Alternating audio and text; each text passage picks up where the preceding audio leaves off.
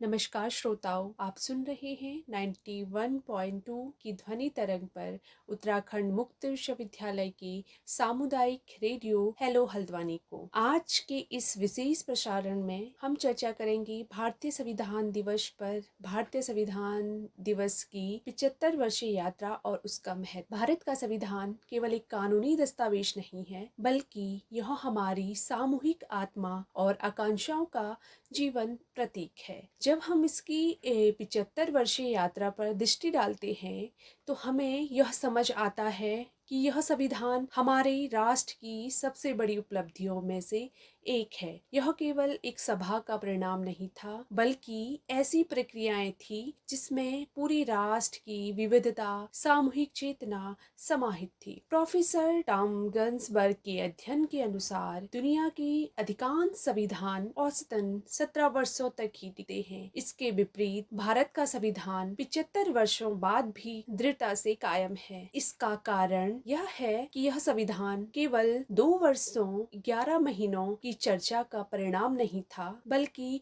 लगभग 200 वर्षों की सतत साधना और संघर्ष का फल था। स्वतंत्रता संग्राम के दौरान जो विचार, त्याग और बलिदान हुए, वे इस संविधान में समाहित है। यही कारण है कि यह दस्तावेज भारतीय जनता की सामूहिक आत्मा और उत्साह का प्रतीक बन गया है। यही कारण है कि यह दस्तावेज भारतीय जनता की सामूहिक आत्मा और उत्साह का प्रतीक बन गया है। दार्शनिक इमैनुअल कांट ने कहा था कि एक न्याय संगत संविधान मानव को उच्चतम स्तर की स्वतंत्रता प्रदान करता है। भारत का संविधान इसी विचारधारा का मूर्त रूप है। यह केवल कानूनों का संग्रह नहीं है, बल्कि एक ऐसा मार्गदर्शक है जिसने भारत को समावेशी लोकतंत्र की दिशा दी है। इसमें हर व्यक्ति की स्वतंत्रता, समानता और न्याय की गारंटी है।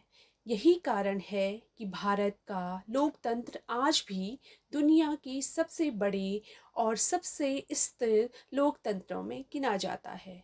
संविधान की महत्ता केवल उसके आकार या शब्दों की संख्या में नहीं है, बल्कि इसमें निहित विचार और आकांक्षाओं में है। इसके पन्नों में महात्मा गांधी का स्वराज, भगत सिंह की क्रांति, डॉक्टर भीमराव अम्बेडकर का सामाजिक न्याय और नेताजी सुभाष चंद्र बोस का सशक्त भारत का सपना संजोया गया है। यह संविधान इन सभी महान विचारों का संगम है, जिसने भारत को एक नई दिशा दी। संविधान की यात्रा सरल नहीं रही। 24 अप्रैल 1973 को केशवानंद भारती मामले में सर्वोच्च न्यायालय ने संविधान की मूल संरचना की रक्षा की और यह सुनिश्चित किया कि कोई भी सत्ता इसे बदल नहीं सकती। वहीं 1975 के आपातकाल ने संविधान को गंभीर चुनौती दी, जब लोकतांत्रिक अधिकारों पर अंकुश लगाया गया, और इन घटनाओं ने हमें यह सिखाया कि संविधान केवल अतीत का दर्पण नहीं है, बल्कि वर्तमान को समझने का माध्यम और भविष्य के निर्माण का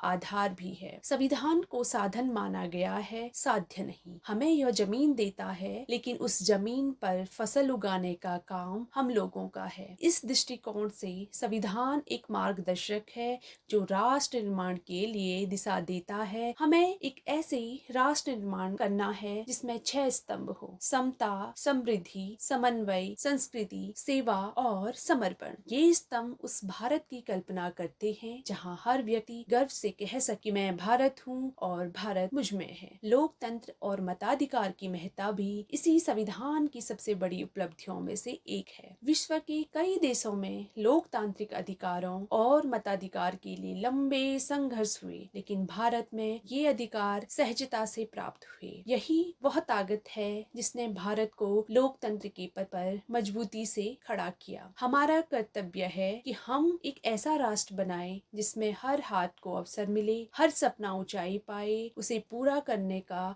नैतिक साहस हो। यही संविधान का मूल उद्देश्य है कि व्यक्ति की स्वतंत्रता, समानता के साथ साथ उसकी सफलता के रास्ते सुनिश्चित करना। अंततः यह स्वीकार करना होगा कि संविधान कागजों पर सदियों की बातें नहीं है, बल्कि एक जीवंत दस्तावेज है जिसमें एक पूरी कौम की सांसें और आकांक्षाएं समाहित है। यह हमें हमारी जिम्मेदारी का एहसास कराता है कि संविधान को जीवित रखना, उसकी आदर्शों को आगे बढ़ाना हम सभी का कर्तव्य है। संविधान का सार स्वतंत्रता, समानता, सामाजिक न्याय और लोकतंत्र के लिए निरंतर प्रतिबद्धता है। हमारी भूमिका है कि हम इसे केवल पढ़े नहीं बल्कि इसे जीवन में उतारे, राष्ट्र के निर्माण में सक्रिय भागीदारी निभाएं। भारत का भविष्य एक ऐसा भारत होगा जो समृद्धि, समर्पण और समानता के सिद्धांतों पर आधारित होगा। ऐसा भारत जहां हर व्यक्ति गर्व से कह सके, मैं भारत हूँ। इस प्रकार भारतीय संविधान न केवल एक दस्तावेज है बल्कि एक जीवंत उत्सव है